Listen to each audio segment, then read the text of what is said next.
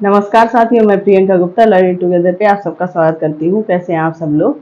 जो हमारे target JRF के लिए प्रीवियस ईयर क्वेश्चन आंसर की सीरीज चल रही है, जहाँ पे हम लोग अपनी एक क्लास में 25 क्वेश्चन कंप्लीट करेंगे। एक क्लास हो चुकी है, तो जिन लोगों ने भी क्लास नहीं देखी है वो लोग यूट्यूब चैनल लर्निंग टुगेदर पे जाके क्लास देख सकते हैं। इसके अलावा हमारा टेलीग्राम चैनल भी है, आप उसको ज्वाइन कर सकते हैं, जिससे आपको डेली क्लासेस के अपडेट मिलते रहें। ठीक है, तो उसी सीरीज को हम लोग आज आगे बढ़ाते हैं और यहाँ पे देखते हैं हम लोग जो हमारा 26 मतलब नेक्स्ट क्वेश्चन है। ठीक, जैसे पेपर 1 में आपके 50 क्वेश्चन होते हैं, तो एक क्लास में हम लोग 25-25 क्वेश्चन करेंगे विद उसके सॉल्यूशन के साथ, जो अच्छे से आपको समझाया जाएगा, जिससे कि आपको जो प्रीवियस ईयर है उनसे आगे जो एग्ज़ाम होने वाले हैं उनमें फ़ायदा मिले, प्लस जो असिस्टेंट प्रोफेसर वगैरह के एग्ज़ाम होते हैं उसमें भी ये सब क्वेश्चन देखने को कभी कभी मिल जाते हैं, तो ये काफ़ी बेनिफिट है आपके लिए। तो स्टार्ट करते हैं हम लोग आज अपना नेक्स्ट क्वेश्चन मतलब 26। सामान्यतः आज हम अपने पूर्व पीढ़ी की अपेक्षा लंबी जीवन अवधि की प्रत्याशा कर सकते हैं। यह स्पष्ट है कि ऐसा केवल लाखों समर्पित डॉक्टरों के कारण संभव हुआ है, ठीक है, जिन्होंने हमारे अच्छे स्वास्थ्य को सुनिश्चित किया है। उपर्युक्त तर्क में निम्नलिखित विकल्पों से तर्क दोष की पहचान कीजिए। इसी से क्वेश्चन आते हैं, इससे काफी क्वेश्चन आपको देखने को मिलते हैं। एक टॉपिक आपको करवाया गया स्क्वायर ऑफ अपोजिशन, जो अच्छे से डिस्कस किया गया है, उसका थ्योरेटिकल पार्ट प्लस एक दो क्वेश्चन भी करवाए गए हैं। तो इस हिसाब से हम लोग एक दिन ये टॉपिक जो है हमारा फैलसी, ये भी डिस्कस कर लेंगे। ठीक है, तो हम लोग देखते हैं यहाँ पे क्या हो जाएगा कि इन्होंने बताया कि जीवन अवधि की प्रत्याशा कर रहे हैं, तो ये सारे जो लाखों डॉक्टर हैं जो वर्क करते हैं उनकी वजह से हो पा रहा है। ठीक है, तो उन्होंने पूछा उपर्युक्त में कौन सा दोष है, मतलब कौन सी फैलसी है। ठीक है, तो यहाँ पे दिया गया है hasty generation, false cause, slippery slope, या फिर अपील टू अनक्वालिफाइड अथॉरिटी। ठीक है, तो स्लिपरी स्लोप तो होता है कि बहुत कोई चीज़ को बढ़ा चढ़ा के एकदम से बता देना। ठीक है, हैस्टी जनरेशन मतलब कि जिनके विचार आपस में ज़्यादा ना मिलते हो उस तरीक़ा से, तो यहाँ पे ऐसा कोई वो नहीं है। इसका अपील टू अनक्वालिफाइड अथॉरिटी ये भी नहीं है। यहाँ पे फॉल्स कॉज मतलब मिथ्याकरण का दोष यहाँ पे देखने को मिल सकता है। ठीक है, हम लोग नेक्स्ट अपना क्वेश्चन करेंगे। अब यहाँ पे एक क्वेश्चन दिए गए, if the statement all cricketer are rich person, ठीक है, इज गिवन एज ट्रू, मतलब all cricketer are rich person is given as a true. तो जैसे हम लोग ने डिस्कस किया था, यहाँ पे देख लेते हैं। जो हमारा टॉपिक है स्क्वायर ऑफ अपोजिशन, यहाँ पे ए होता है, यहाँ पे ई होता है, यहाँ पे होता है आई आपका, यहाँ पे होता है ओ। तो ए जो होता है, ठीक है, और ई होता है, ये एक दूसरे के कॉन्ट्रेरी होते हैं, मतलब अपोजिट होते हैं। तो यहाँ पे हम लोग क्वेश्चन में देखते हैं, उन्होंने बताया all cricketer are rich person, मतलब सारे क्रिकेटर रिच पर्सन होते हैं। तो ऑल को कौन इंडिकेट करता है, जो ए हमारा है वो ऑल को इंडिकेट करता है। तो ये अगर सही होगा तो इसके अपोजिट जो स्टेटमेंट नीचे दिए गए उसमें से आपको सिलेक्ट करना है कौन सा सही होगा आंसर। ठीक है, तो देखते हैं कौन सा है। यहाँ पे ये दिया गया है, ए दिया गया है, no cricketer are rich person. ठीक है, तो ऑल का अपोजिट क्या हो गया, नो क्रिकेटर। और यहाँ पे एक चीज और देख सकते हैं, फॉल्स आपको बताना है कि फॉल्स का, तो no cricketer are rich persons, मतलब कोई भी क्रिकेटर रिच पर्सन नहीं है। तो ये किस में आ गया, जो हमारा ई वाला होता है वो किससे स्टार्ट होता है, नो से। इसके some cricketer are rich person, हाँ ठीक है। इसके बाद है some cricketer are not rich person, some rich person are cricketer. तो यहाँ पे आप लोग देख सकते हैं, जब ऑल वाला आता है तो कौन कौन से फॉल्स हो जाते हैं। ठीक, तो फॉल्स कौन सा होगा, एक तो हमारा जो ए है, जैसे यहाँ पे ए है, ए अगर ट्रू है तो ई हमेशा ही फॉल्स होगा। ठीक है, ये ए अगर ट्रू दिया गया है, क्योंकि ये कॉन्ट्रेरी होते हैं, एक दूसरे के अपोजिट होते हैं, तो ए ट्रू दिया गया है तो ई कैसा हो जाएगा, फॉल्स हो जाएगा।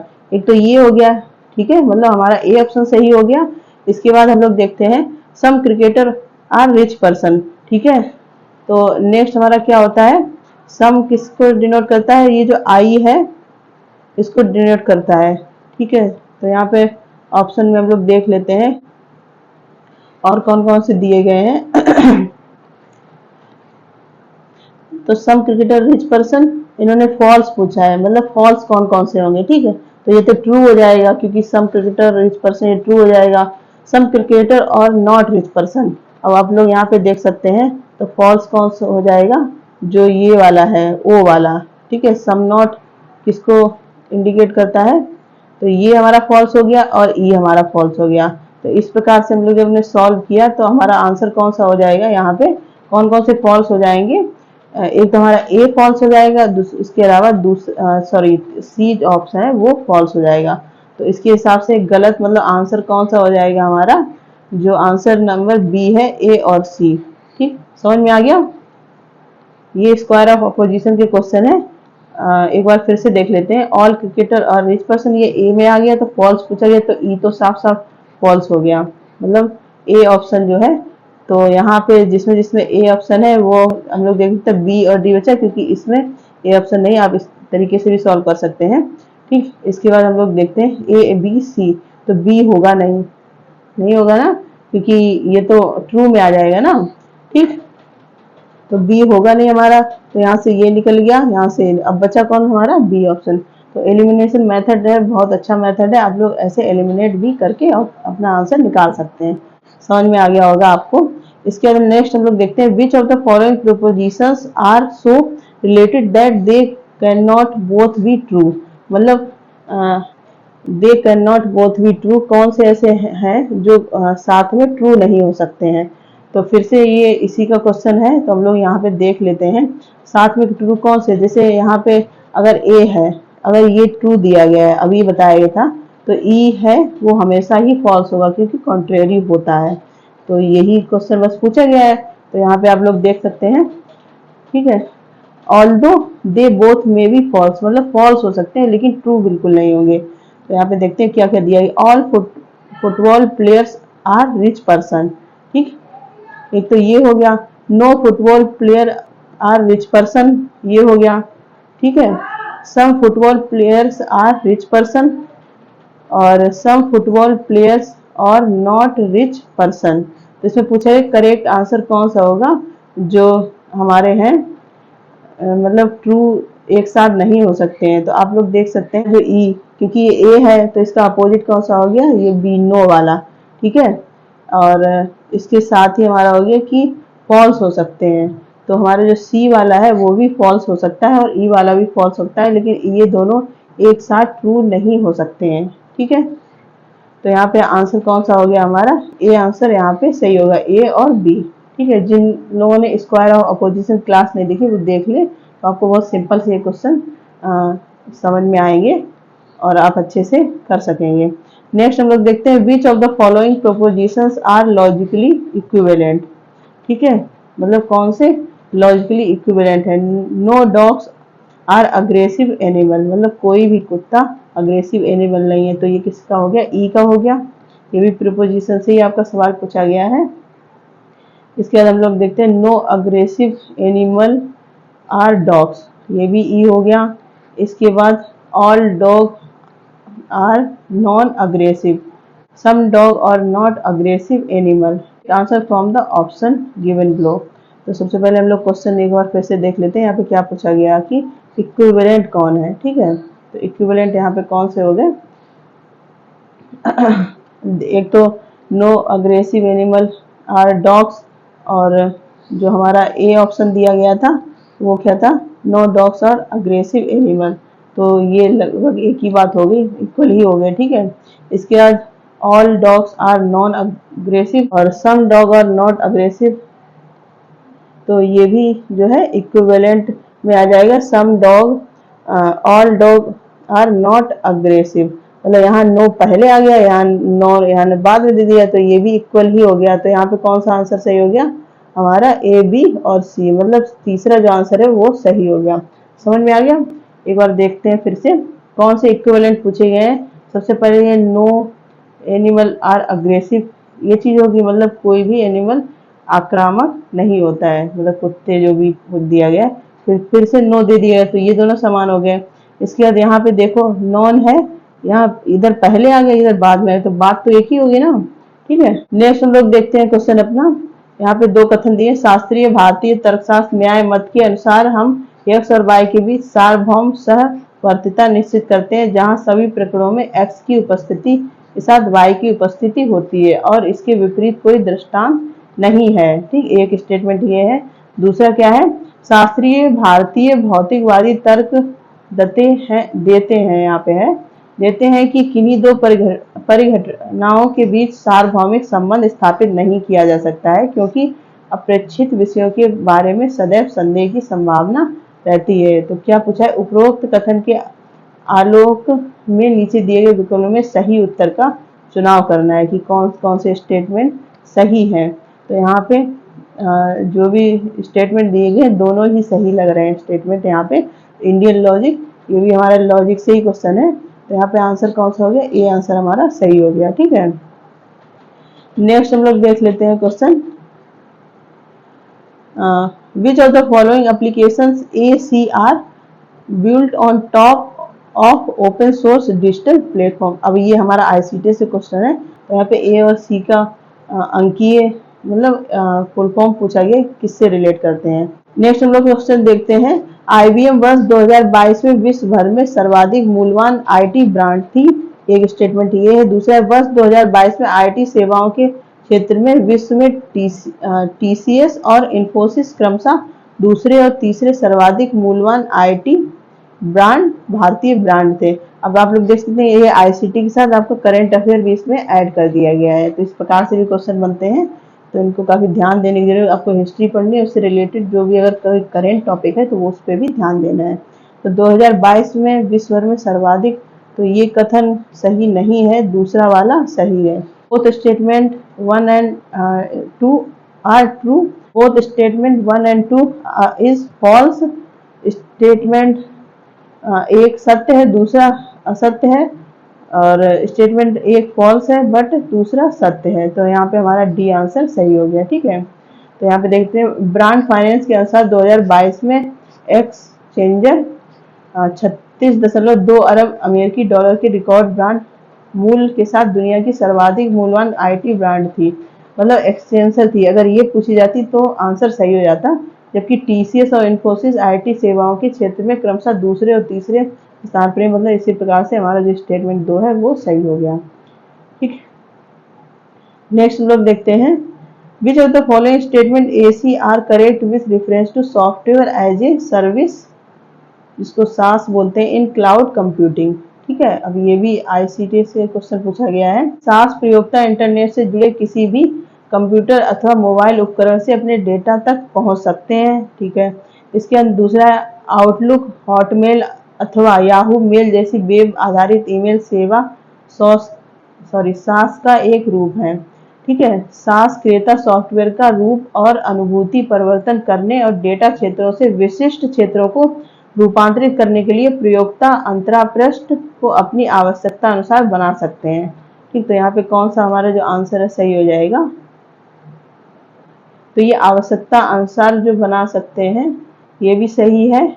इसके बाद दूसरा क्या था, जो हमारे याहू, हॉटमेल ये है, ये किस पे आधारित थे, ये वेब आधारित ईमेल सेवा SaaS थे। ठीक है, तो ये भी सही है। इसके SaaS प्रयोक्ता इंटरनेट से जुड़ी किसी भी कंप्यूटर तथा मोबाइल उपकरण से अपने डेटा तक पहुंच सकता है, ये भी सही है। यहाँ पे तीनों ऑप्शन हमारे सही दिए गए हैं, तो इस प्रकार से हमारा ऑप्शन नंबर जो डी है ABC ये करेक्ट हो जाएगा। ठीक, which of the following communication technology AC are considered as short range device technology. ठीक है, निम्न संप्रेषण प्रौद्योगिकियों AC में से किन्हें लघु रेंज उपकरण प्रौद्योगिकी माना जाता है। अब CCTV है, RFID है, ठीक है, इसके बाद WLAN, ठीक है, वाइड लोकल एरिया नेटवर्क, ये है। तो इसमें से कौन है, ये तीनों ही जो है लघु रेंज उपकरण माने जाते हैं, तो आंसर नंबर डी हमारा यहाँ सही हो गया। यहाँ पे इनके बारे में लिखा गया है डिटेल में, CCTV क्या है, और आप लोग इनकी फुल फॉर्म भी याद रखिए। ठीक है, हम लोग क्वेश्चन देखते हैं, in India the term public की infrastructure is use in the context of, मतलब भारत में सार्वजनिक महत्वपूर्ण अवसंरचना पब्लिक की इंफ्रास्ट्रक्चर निम्नलिखित में किसी संदर्भ में प्रयोग किया जाता है? Digital security infrastructure, food security, या फिर हेल्थ केयर एंड एजुकेशन, या फिर telecommunication and transportation infrastructure. तो किसके रूप में से कौन सा आंसर हो जाएगा? तो पब्लिक इंफ्रास्ट्रक्चर है वो डिजिटल सिक्योरिटी इंफ्रास्ट्रक्चर अंकीय सुरक्षा के रूप में किया जाता है। ठीक, नेक्स्ट हम लोग देखते हैं क्वेश्चन अपना, what is the correct sequence of step in risk assessment related to environmental hazard. ठीक है, पर्यावरणीय खतरों से संबंधित जोखिम मूल्यांकन के निम्नलिखित कदमों का सही अनुक्रम बताइए। तो यहाँ पे देख लेते हैं सही अनुक्रम क्या है। जोखिम विशेषीकरण, उद्भासन मूल्यांकन, इसके बाद खतरों की पहचान, जोखिम प्रबंधन। मतलब इनमें से आप अगर सीक्वेंस में लगाएंगे तो कैसे लगाएंगे? तो सबसे पहले तो है कि खतरों की पहचान करेंगे, ये हमारा नंबर 1 पे आ जाएगा। इसके बाद है उद्भासन मूल्यांकन, मतलब एक्सपोजर असेसमेंट करेंगे। ठीक है, इसके बाद है जोखिम विशेषीकरण, इस पे आएंगे हम लोग।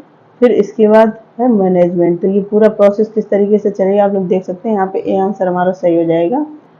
ठीक, जो national solar mission, one of the mission national action plan on climate change, इसको क्या बोलते हैं? NAPCC was launched in the year.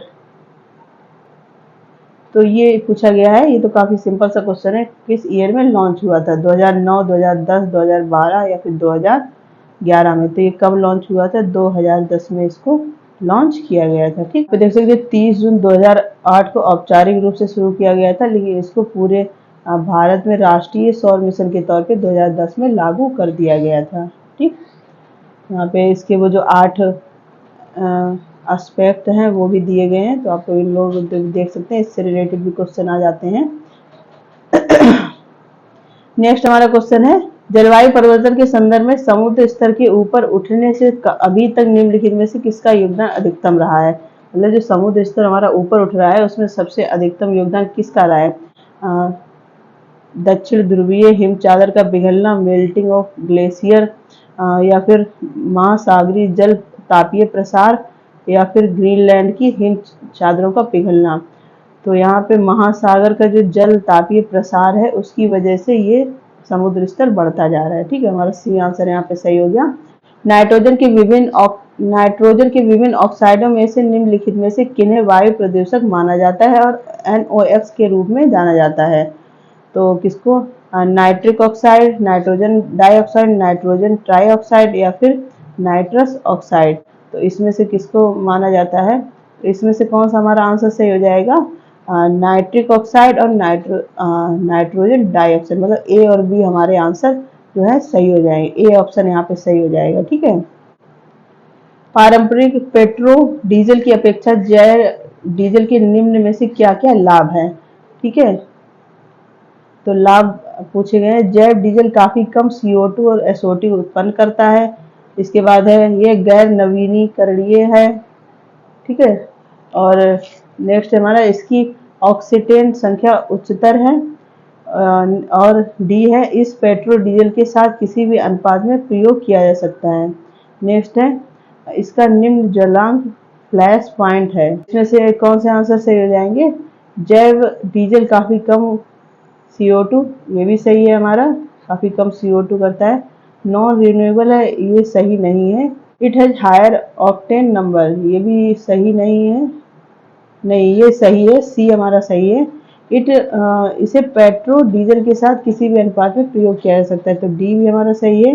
निम्न जलांक फ्लैश पॉइंट है, ये सही नहीं है। तो यहाँ में आंसर कौन से हो जाएंगे? ए, सी और डी। यहाँ पे जो है ऑप्शन ACD, मतलब सी ऑप्शन यहाँ पे हमारा सही हो जाएगा। ठीक है, नेक्स्ट हम लोग देख लेते हैं, नई शिक्षा नीति में निम्नलिखित कौन से प्रौद्योगिकी मंचों के नाम उल्लेख किए गए हैं जिनके माध्यम से शिक्षकों के ऑनलाइन प्रशिक्षण को प्रोत्साहित किया जाता है? तो यहाँ ऑप्शन क्या क्या दिए गए हैं? स्वयं दिया, आयुष है, परख है, दीक्षा है और NIT है। तो कौन कौन से आंसर सही हो जाए? एक तो स्वयं है हमारा, उसके बाद दीक्षा प्लेटफॉर्म। ठीक है, तो कौन सा आंसर सही हो जाएगा? यहाँ पे आंसर नंबर बी हमारा करेक्ट हो जाएगा। नेक्स्ट हम लोग क्वेश्चन देख लेते हैं। वर्ष 1904 में भारतीय विश्वविद्यालय अधिनियम के लिए प्रेरणा स्रोत कर्जन था, जिसका उद्देश्य निम्नलिखित किन विश्वविद्यालयों में आमूल चूल परिवर्तनों की शुरुआत करना था? कलकत्ता, बॉम्बे, मद्रास, पंजाब, इन लाहौर, इलाहाबाद। तो जो कर्जन था उसने इन सारे में ही शिक्षा का एक भारतीय विश्वविद्यालय अधिनियम के तहत काम किया गया था। ठीक है, तो यहाँ हमें हमारा ऑप्शन कौन सा है सही? डी, यहाँ पे आंसर नंबर सही हो जाएगा। ठीक है, इसका ईयर कितना है? 1904। नेक्स्ट हम लोग अपना क्वेश्चन देखते हैं 43। यूजीसी 1956 में संसद में अधिनियम द्वारा स्थापित किया गया एक केंद्रीय सरकारी संगठन है। ठीक है, दूसरा कथन कौन सा है?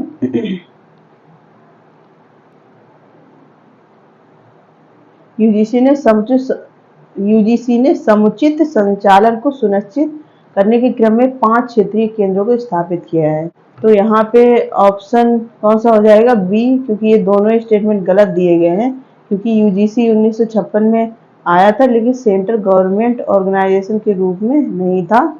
ये आप लोग यहाँ देख सकते हैं, यूजीसी ग्रांट कमीशन को 1956 में सांविधिक निकाय के रूप में स्थापित किया गया था। ठीक है, जिसका कार्य विश्वविद्यालय महाविद्यालयों के लिए नियम व ग्रंथ एवं मानक तय करना था। यह निकाय केंद्रीकरण पर आधारित है। इसके बहुत से क्षेत्रीय कार्यालय भी हैं। मतलब दूसरा भी हमारा आंसर गलत हो गया। नेक्स्ट हम लोग देख लेते हैं यहाँ पे भारत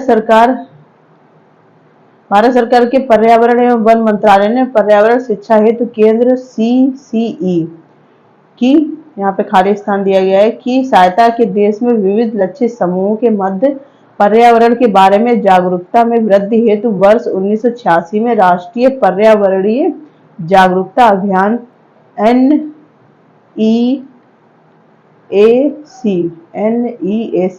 की शुरुआत की थी। तो ये कहाँ पे की गई थी? NEAC की शुरुआत यहाँ पे हमारा अहमदाबाद। आंसर नंबर हमारा बी सही हो जाएगा। हमारा क्वेश्चन है, which of the following is an important archaeological site declared by UNESCO as a world heritage site in 1980? 1980 में कौन सी की गई थी ये आपको बताना है। तो तक्षशिला, मिथिला, वल्लभी, नालंदा। तो तक्षशिला की थी 1980 में, यूनेस्को ने जिसको विश्व धरोहर के रूप में शामिल किया था। तक्षशिला से काफी क्वेश्चन पूछने को मिलते हैं। कभी इसका ईयर पूछ लिया जाता है, यूनेस्को ने कभी इसको विश्व धरोहर माना था, ये पूछ लिया जाता है। यहाँ पे कितने विषय पढ़ाए जाते हैं ये पूछ लिया जाता है। ठीक है, या छात्र कितने अध्ययन करते हैं। तो यहाँ पे आपके 4-5 क्वेश्चन है जो इसी क्वेश्चन से बन सकते हैं।